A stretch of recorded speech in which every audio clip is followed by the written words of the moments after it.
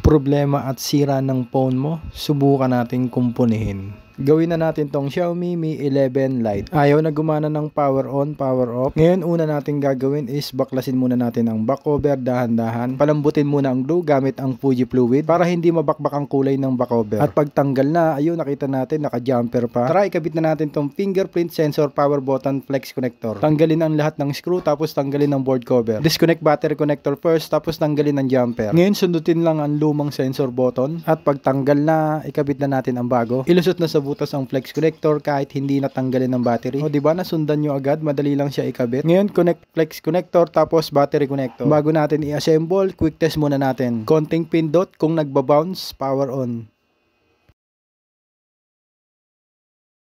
Welcome back. At kung nagustuhan nyo po ang palit fingerprint power button flex connector tutorial, don't forget to like, share, and subscribe po.